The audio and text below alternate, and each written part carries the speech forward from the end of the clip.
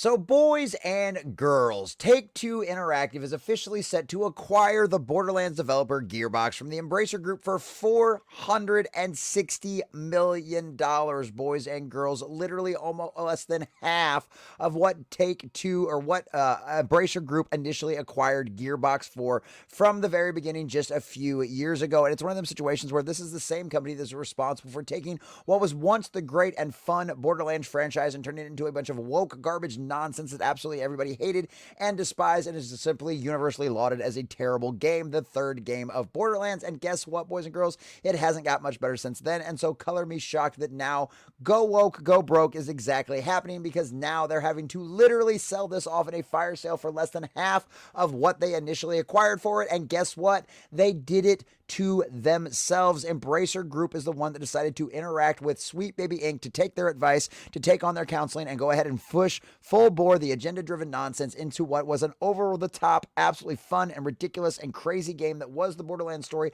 and try to force their agenda to it, essentially completely and totally destroying the franchise. And it's why no one has any hope for the Borderlands series going forward. But apparently Take-Two thinks that they're going to be able to buy this and actually turn it around, or who knows, maybe they're going to sell it off for scrap. But as of right now, we're going to find out exactly what they're talking about. So here, this is from Variety.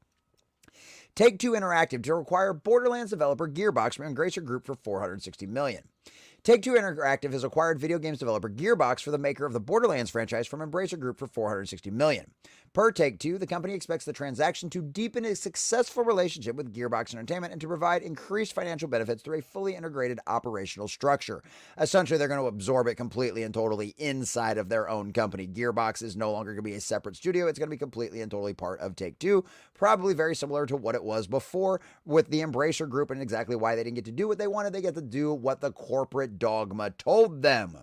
As part of the deal, Take-Two will acquire Gearbox IP, including Borderlands and Tiny Tina's Wonderland franchises games published by Take-Two, as well as Homeworld, Risk of Rain, Brothers in Arms, and Duke Nukem. Obviously, we all love Duke Nukem around here. It's another great game, another great, wonderful franchise. But obviously, Borderlands is the big ticker here, right here. It's the big seller, the big ticket item in the last few years.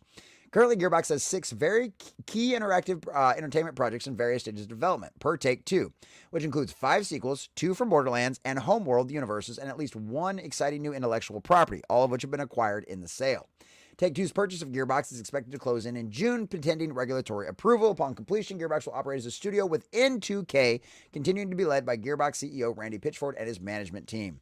So yeah, it's one of them situations where this is exactly what's going on to a lot of the different kind of stuff out there. Former Gearbox owner Embracer, a Swedish gaming conglomerate who snapped up the rights to Lord of the Rings, how'd that go, has undergone severe restructuring program over the past year, which has seen the company shut down or dispose of dozens of game studios and its titles, lay off hundreds of staffs, resulting in aftershocks that have reverberated throughout the entire game industry.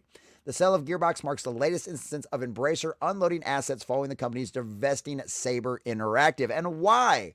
Why have they had to do this? Because they put a bunch of AAA games out there with a bunch of garbage nonsense that did not appeal to their fans, that did not go with the same spirit of what those games had always been about, with the community and the fellowship around those games that expected to hear from them for so very long. And instead, they decided to go with the agenda-driven nonsense because they, just like so many others, bought off on the marketing scam, on the absolute hustle that was the fact that these shows and this new woke agenda driven stuff, all this diversity and inclusion nonsense, was going to be a big thing going forward. And now it has miserably failed once again and has almost completely and totally devastated the Borderlands franchise. And now Gearbox has to be sold off yet again to another partner at a discount price in order to even be viable again. Maybe they can do something with it. I don't know. But this is what they say. Our acquisition of Gearbox is an exciting moment for Take-Two and will strengthen our industry-leading creative talent and portfolio of owned intellectual property, including the iconic Borderlands franchise.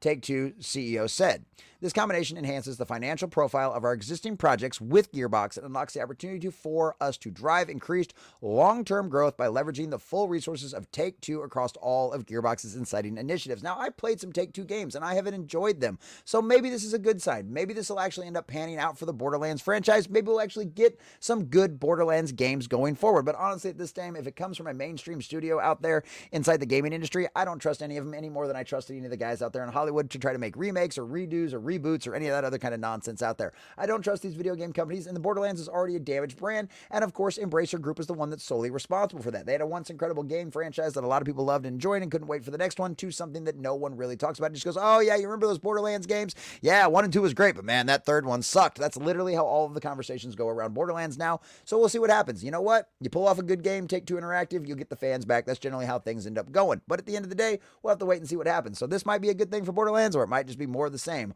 Only time will tell. But either way, it's another good sign of Embracer Group being another one of those situations that go woke, go broke happened. And now not only are they downsizing, but they're selling off all their assets. And hey, you get what you deserve.